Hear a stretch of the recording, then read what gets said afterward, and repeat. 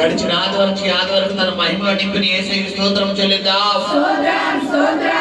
ఈ వారం అంతా తన కృపతో నింపుతున్న యేసయ్యకి స్తోత్రం చెల్లిద్దాం.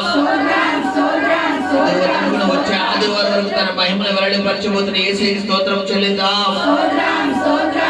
జనవరి మాసంలో 4 ఆదివారాలు సంఘముగా సమూహముగా సమకూడడానికి కృపనిచ్చిన యేసయ్యకి స్తోత్రం చెల్లిద్దాం. ఈ వారం అంతా మన ఉద్యోగాల వ్యాపారాల జీవనోపాధి పథకాల తోడుగున్న యేసయ్యకి స్తోత్రం చెల్లిద్దాం. ఈ వారం అంతా మన ప్రయాణాల్లో తోడుగున్న యేసయ్యకి స్తోత్రం చెల్లిద్దాం. ఈ వారం అంతా మనకు ముందుగా తన దూతలు పంపి మార్గం సరళం చేసిన యేసయ్యకి స్తోత్రం చెల్లిద్దాం. ఆశ్చర్యకరుడైన యేసుని స్తోత్రం చెల్లిద్దాం. ఆలోచనకర్తని యేసుని స్తోత్రం చెల్లిద్దాం. నిత్యుడకు తండ్రిని స్తోత్రం చెల్లిద్దాం. సమాధానకర్తని యేసుని స్తోత్రం చెల్లిద్దాం. ఈ వారం అంతా చదువుల తోడుగున్న యేసయ్యకి స్తోత్రం చెల్లిద్దాం.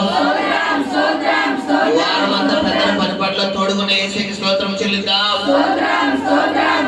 ఎవరైతే అనారోగ్యంతో ఈ వారం అంతా బాధపడే వారిని స్వస్థపరిచిన యేసయ్యకి స్తోత్రం చెల్లిద్దాం.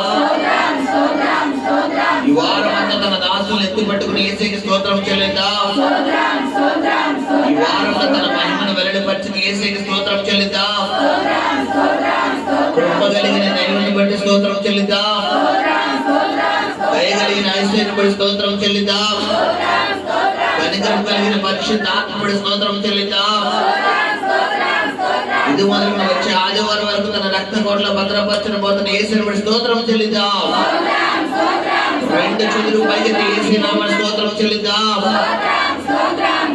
అద్భుతాలు చేసిన యేసుని బట్టి స్తోత్రం చెల్లిద్దాం. ఆశ్చర్య కార్యాలు చేసిన యేసుని బట్టి స్తోత్రం చెల్లిద్దాం. నిత్యుడకు తండ్రిని బట్టి స్తోత్రం చెల్లిద్దాం. సమాధాన అధిపతిని బట్టి స్తోత్రం చెల్లిద్దాం.